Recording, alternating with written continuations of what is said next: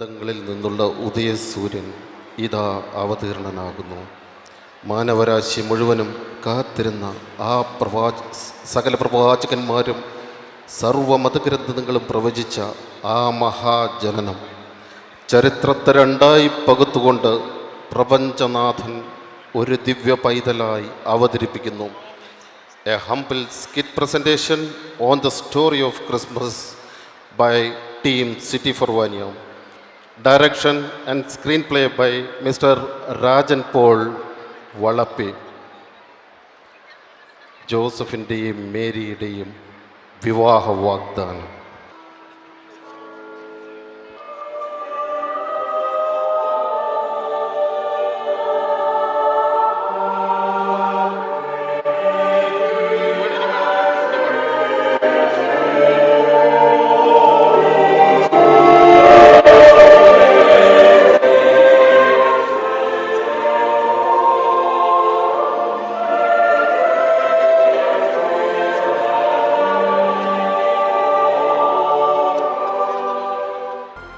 Joseph, Mary, നിങ്ങൾ പരസ്പരം നടത്തുന്ന ഈ വിവാഹ വാഗ്ദാനം ഇസ്രായേലിന്റെയും മോശയുടെയും നിയമമനുസരിച്ച് വിശുദ്ധവും അനുഗ്രഹിക്കപ്പെട്ടതുമാകട്ടെ.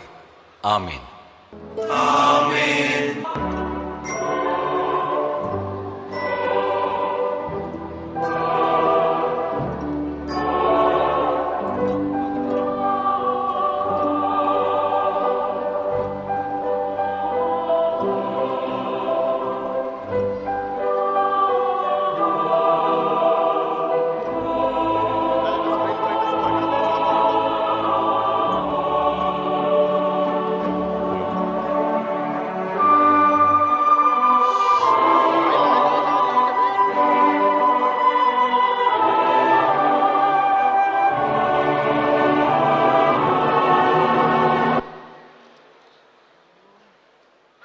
പ്രപഞ്ച സൃഷ്ടിക്ക് മുമ്പേ ദൈവത്താൽ തിരഞ്ഞെടുക്കപ്പെട്ടവൾ തൻ്റെ അംശമായ പ്രിയപുത്രനെ ഭൂമിയിലേക്ക് സ്വീകരിക്കുവാൻ ദൈവം തിരഞ്ഞെടുത്ത നിർമ്മല കന്യക, സാത്വിക ദമ്പതികളായ ജോവാക്യമിൻ്റെയും അന്നായുടെയും പ്രിയപുത്രി.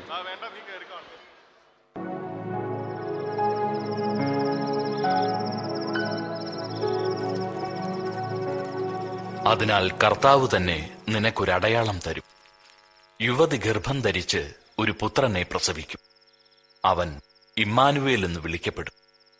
തിന്മ ത്യജിക്കാനും നന്മ സ്വീകരിക്കുവാനും പ്രായമാകുമ്പോൾ ബാലൻ തൈരും തേനും ഭക്ഷിക്കും. നന്മ തിന്മകൾ തിരിച്ചറിയാൻ ആ ബാലന് പ്രായമാകുന്നതിന് മുമ്പ് നിങ്ങൾ ഭയപ്പെടുന്ന 2 രാജാക്കന്മാരുടെയും രാജ്യങ്ങൾ നിർജ്ജനമാകും. പിതാവേ, യേശയ്യാ ദീർഘദർശിയുടെ പ്രവചനം എപ്പോഴാ പൂർത്തിയാവുക? ആ പൂർത്തീകരണത്തിന്റെ സമയം വളരെ അടുത്തെത്തിയിരിക്കുന്നു. ഒരു കന്യക ഗർഭം ധരിക്കുമെന്നാണോ അങ്ങ് അർത്ഥമാക്കുന്നത്? അതേ എന്റെ കുഞ്ഞെ, എല്ലാം സംഭവിക്കുന്നത് ദൈവത്തിന്റെ വചനമനുസരിച്ചാണ്. ദൈവം നമ്മുടെ പിതാവായ അബ്രാഹത്തോട് വാഗ്ദാനം ചെയ്യുകയും ശപഥം ചെയ്യുകയും ചെയ്തിട്ടുണ്ട്. സാറ വന്ധ്യയും പ്രായം കവിഞ്ഞവളുമായിരുന്നു. എന്നിട്ടും ആ വാഗ്ദാനത്തിലൂടെ അവൾ ഒരു പുത്രനെ ഗർഭം ധരിച്ചു. ദൈവത്തിനൊന്നും അസാധ്യമല്ല.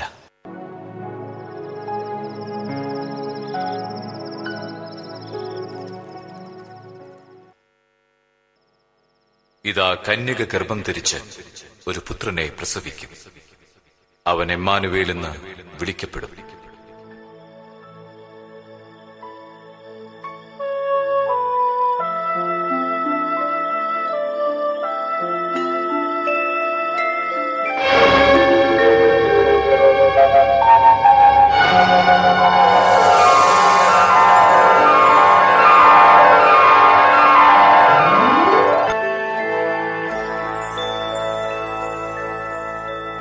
കൃപ നിറഞ്ഞവളെ സ്വസ്തി, കർത്താവ് നിന്നോടുകൂടെ.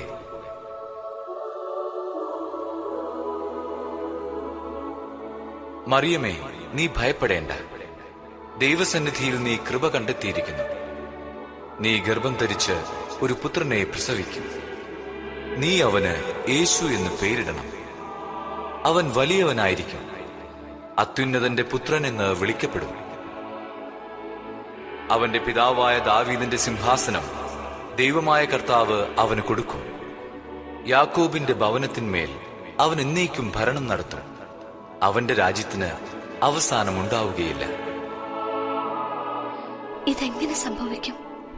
ഞാൻ പുരുഷനെ അറിയുന്നില്ലല്ലോ.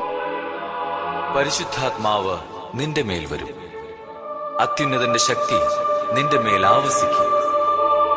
ആകയാൽ ജനിക്കാൻ പോകുന്ന ശിശു പരിശുദ്ധൻ, ദൈവപുത്രൻ എന്ന് വിളിക്കപ്പെടും. ഇതാ, നിന്റെ ചാർച്ചക്കാരി വൃദ്ധയായ എലിസബത്തും ഗർഭം ധരിച്ചിരിക്കുന്നു. വന്ധ്യയെന്ന് പറഞ്ഞിരുന്ന അവൾക്ക് ഇത് 6-ാം മാസമാണ്. ദൈവത്തിന് ഒന്നും അസാധ്യമല്ല. ഇതാ കർത്താവിന്റെ ദാസി, നിന്റെ വാക്ക് എന്നിൽ നിറവേറട്ടെ.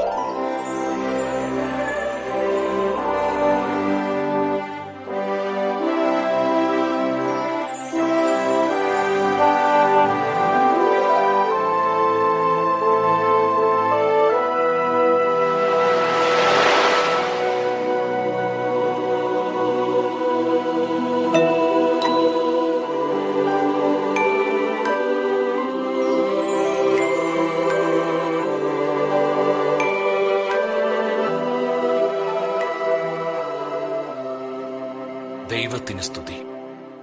തന്റെ കാരുണ്യം അനുസ്മരിച്ചുകൊണ്ട് അവിടുന്ന് തന്റെ ദാസനായ ഇസ്രായേലിനെ സഹായിച്ചു. നമ്മുടെ പിതാക്കന്മാരായ അബ്രാഹാത്തിനോടും അവന്റെ സന്തതികളോടും എന്നേക്കുമായി ചെയ്ത വാഗ്ദാനം അനുസരിച്ച് തന്നെ. എന്റെ ആത്മാവ് കർത്താവിനെ മഹത്വപ്പെടുത്തുന്നു.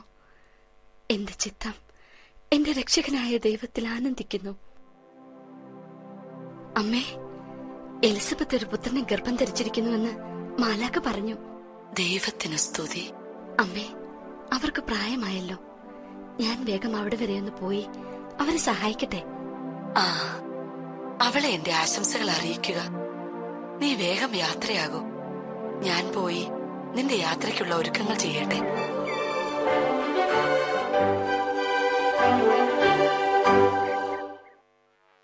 പെയ്തിറങ്ങിയ ജോസഫ് ജസ്സയുടെ കുറ്റിയിൽ നിന്നും പൊട്ടിക്കിളിർത്ത് ദാവീദിൻ്റെ രാജകീയ വംശത്തിൽ ജനിച്ചിട്ടും വിനീതനായ മരപ്പണിക്കാരനായി ജീവിച്ചവൻ. അവൻ നീതിമാനായിരുന്നു.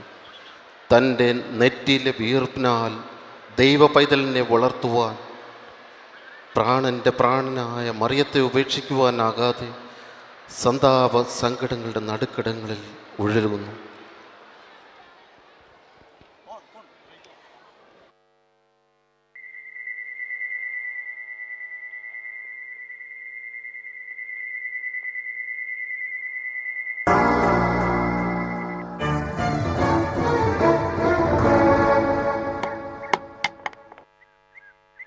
ഞാനിത് വിശ്വസിക്കുന്നില്ല.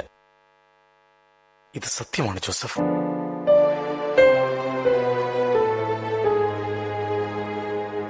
ദയവ് ചെയ്ത് ഇതൊന്നും ആരോടും പറയരുത്. സാരമില്ല, വിഷമിക്കാതെ.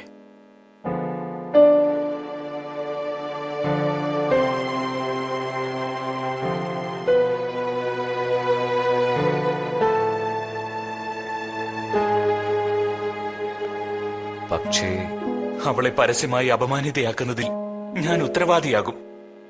ഞാൻ എന്ത് ചെയ്യണം എന്നെനിക്കറിയില്ല.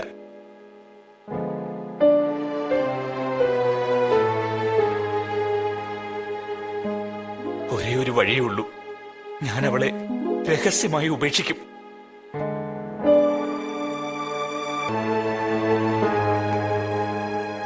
ഇതിലെന്തോ നിഗൂഢതയുണ്ട്. ദൈവത്തിന്റെ വഴികൾ നമുക്കറിഞ്ഞുകൂടാ. മറിയം ഒരു വിശുദ്ധയാണ്. എല്ലാം ദൈവത്തിന്റെ ആഗ്രഹം അനുസരിച്ചേ നടക്കൂ. നീ എന്തെങ്കിലും തീരുമാനമെടുക്കുന്നതിന് മുമ്പ് അല്പസമയം കൂടി ക്ഷമിക്കൂ.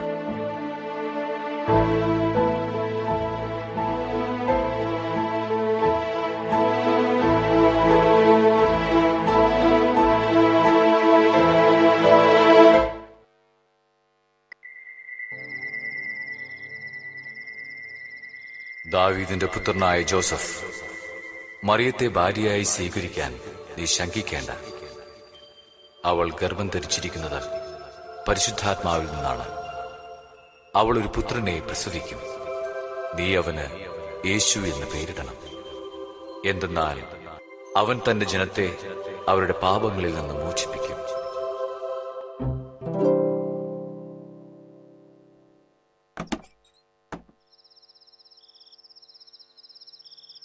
ഇതാ കന്യക ഗർഭം ധരിച്ച് ഒരു പുത്രനെ പ്രസവിക്കും. ദൈവം നമ്മോടുകൂടെ എന്നർത്ഥമുള്ള എമ്മാനുവേൽ എന്ന് അവൻ വിളിക്കപ്പെടും.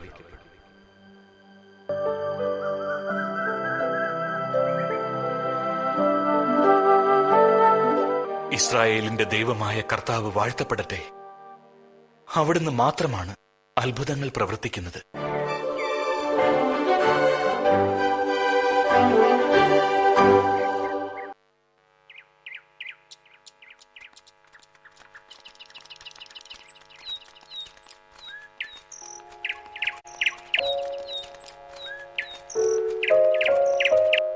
ഇതൊരു ചെറിയ വീടാണ്.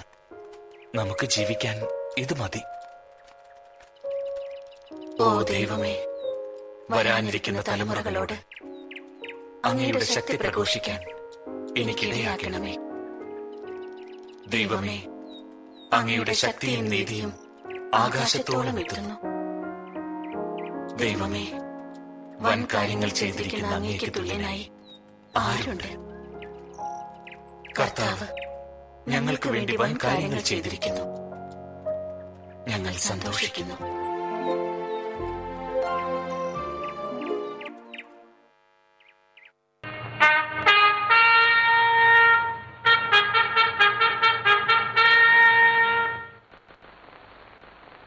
ഇതിനാൽ റോമൻ സാമ്രാജ്യ പ്രജകളെല്ലാവരെയും അറിയിക്കുന്നതെന്തെന്നാൽ ലോകമൊട്ടാകെയുള്ള റോമൻ പ്രജകളുടെ ജനസംഖ്യ കണക്കിലെടുക്കേണ്ടതിലേക്കായി പ്രജകളായ നിങ്ങളെല്ലാവരും അവരവരുടെ രാജ്യങ്ങളിൽ ചെന്ന് ആ പേര് പതിപ്പിച്ചു കൊള്ളണമെന്ന് നിങ്ങളെ അറിയിച്ചുകൊള്ളുന്നു.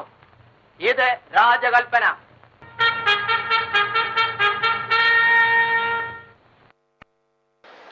ബേത്ലഹേം, ബേത്ലഹേം, നീ യൂദയായിലെ നഗരങ്ങളിൽ ഒട്ടും താഴെയല്ല. എൻ്റെ ജനത്തെ നയിക്കാനുള്ളവൻ നിന്നിൽ നിന്നും പുറപ്പെടും.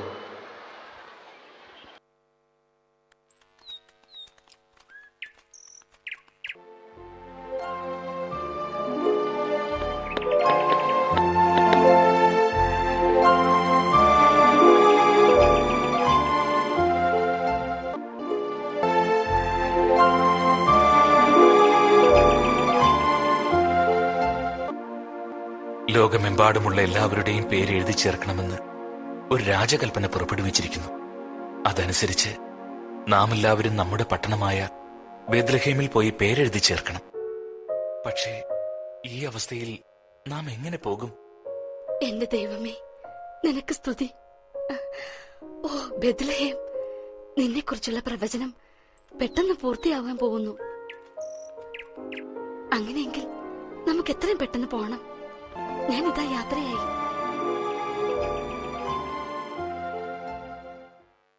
എനിക്ക് വയ്യ.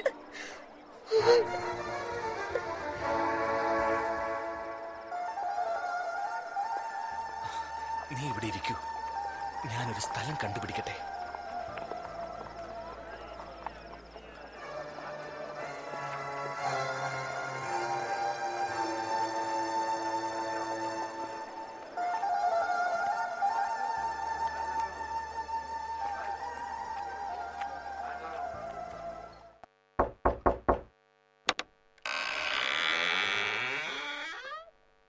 നിനക്കെന്ത് വേണം? എന്നോട് ദയ കാണിക്കണമേ. എന്റെ ഭാര്യയ്ക്ക് പ്രസവ സമയം അടുത്തു. ഞങ്ങൾക്ക് ഒരല്പം ഇടം തരണം. ഇല്ല ഇല്ല, അല്പം പോലും സ്ഥലമില്ല. ആളുകളെ കൊണ്ട് സത്രം നിറഞ്ഞു. നിങ്ങൾ വേറെ എവിടെയെങ്കിലും അന്വേഷിക്കൂ. ആരെയും അകത്തേക്ക് കയറ്റിവിടരുത്.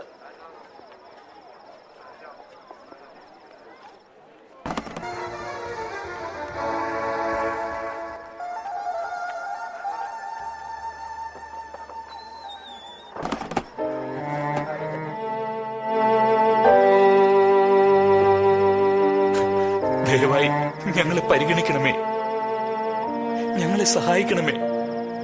എന്റെ ദൈവമേ, ഞങ്ങളെ സഹായിക്കണമേ. ഞങ്ങളോട് ദയ കാണിക്കണമേ. എന്റെ ഭാര്യയ്ക്ക് പ്രസവ സമയം അടുത്തു. ഞങ്ങൾക്ക് വിശ്രമത്തിനായി ഒരിടം കിട്ടാതെ നിർവാഹമില്ല. ദയവായി അല്പം ഇടം തരണമേ. എനിക്ക് നിങ്ങളെ സഹായിക്കാൻ സാധിക്കുകയില്ല. പേരെഴുതിക്കാനായി വന്ന ജനങ്ങളെ കൊണ്ട് ബെത്ലഹേം നിറഞ്ഞിരിക്കുന്നു. എല്ലായിടത്തും തിരക്കാണ്. ഈ രാത്രിയിൽ നിങ്ങൾക്ക് എവിടെയെങ്കിലും സ്ഥലം കിട്ടുമെന്ന് എനിക്ക് തോന്നുന്നില്ല.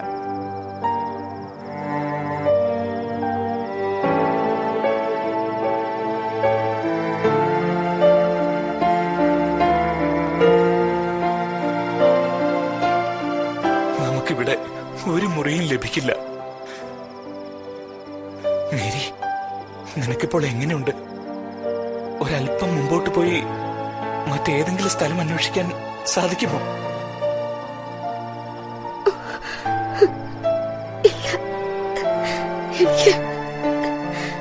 എനിക്ക് സാധിക്കില്ല.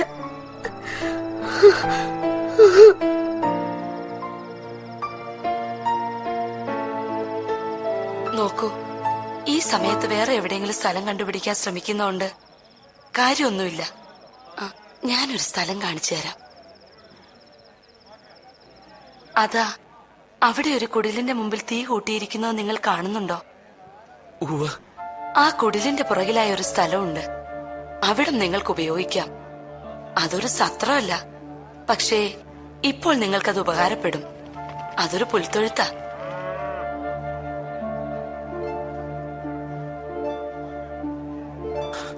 നമുക്ക് പതിയെ അവിടേക്ക് പോകാം.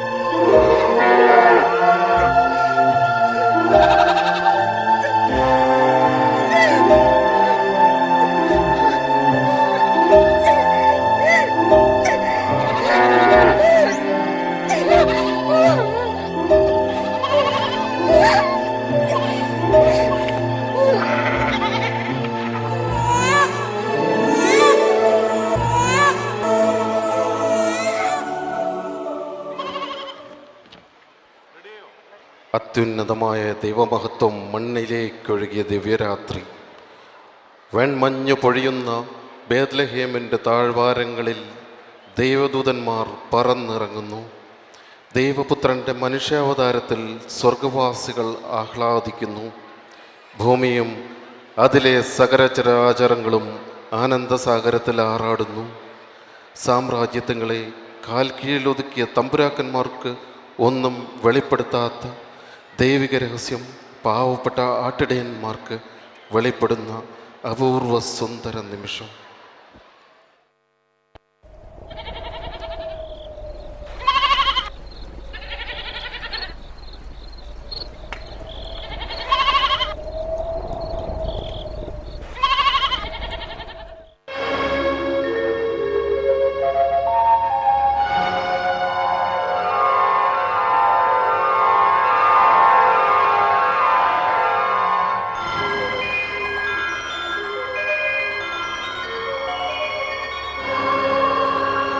സ്നേഹിതരെ, എഴുന്നേൽക്കൂ.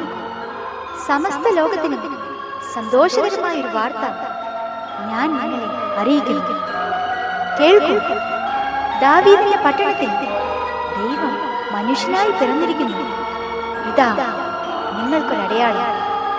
ബെത്ലഹേമിലെ പശുത്തൊഴുത്തിൽ പഴന്തുണികളാൽ പൊതിഞ്ഞു കിടത്തിയിരിക്കുന്ന ആ ദിവ്യ ശിശുവിനെ നിങ്ങൾ കാണും. അവൻ നിങ്ങൾക്കായി ജനിച്ചിരിക്കുന്നു. ഉടനെ പുറപ്പെടുക.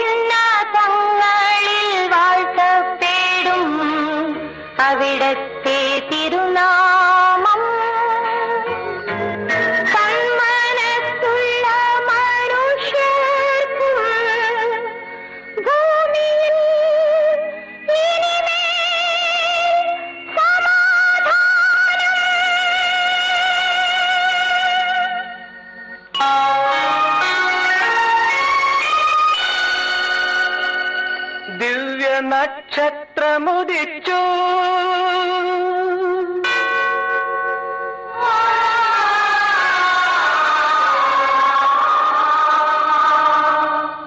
ദീപപ്രഭോജ്വലധാരയിൽ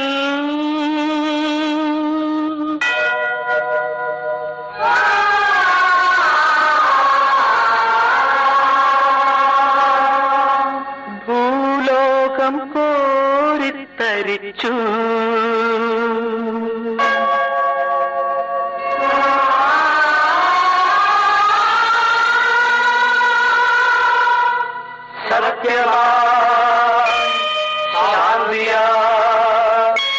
ത്യാഗമായി വന്നു സർവേശപുത്രൻ ഈ മണ്ണിൻ മടിയിൽ.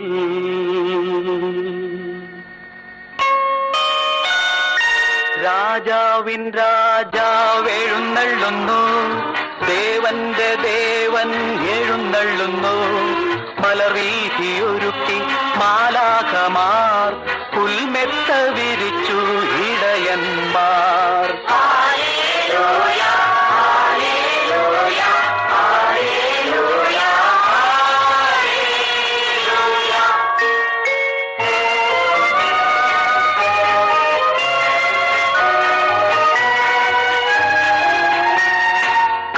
കന്യാമറിയത്തിൻ പുണ്യപുഷ്പം കൈവല്യരൂപനായി അവതരിച്ചു. കന്യാമറിയത്തിൻ പുണ്യപുഷ്പം കൈവല്യരൂപനായി അവതരിച്ചു. കാലിത്തൊഴുത്തിലെ കൂരിരുട്ടിൽ കാലത്തിൻ സ്വപ്നം തിളങ്ങിയല്ലോ.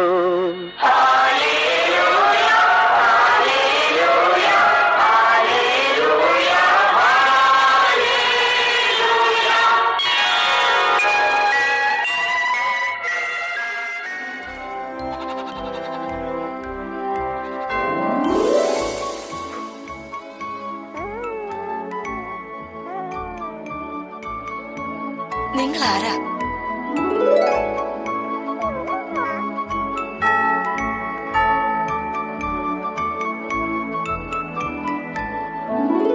നിങ്ങൾക്ക് എന്ത് വേണം?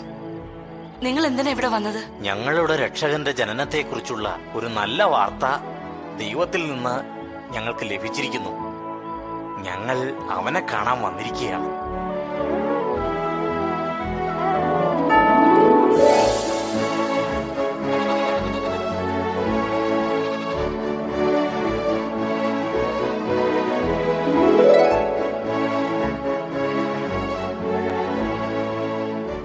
ഭയപ്പെടേണ്ട, ഞങ്ങൾ കിഴക്കവന്റെ നക്ഷത്രം കണ്ട് അവനെ ആരാധിക്കാൻ വന്നിരിക്കുകയാണ്.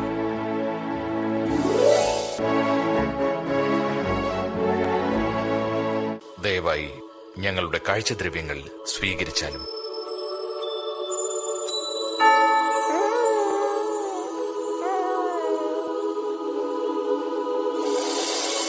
അത്യുന്നതങ്ങളിൽ ദൈവത്തിന് മഹത്വം, ഭൂമിയിൽ ദൈവകൃപ ലഭിച്ചവർക്ക് സമാധാനം.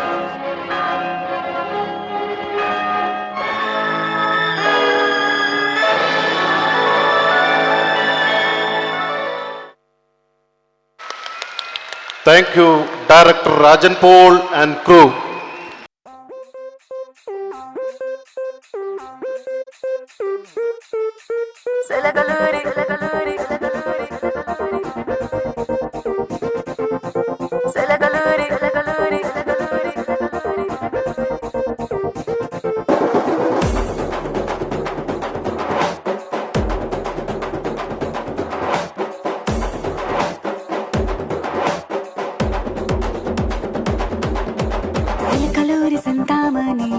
పేరంటే తెలియనోళ్ళు లేరే జాని, వయసు లెక్క సీక్రెటు గాని నన్నడగమాక అంటాంది జారేవోణి. ఉన్న పళ్ళం సొగసంతా ఇద్దామని, సన్న జాజి పండగలే చేద్దామని ఎతికి చూస్తాన్నా యాడున్న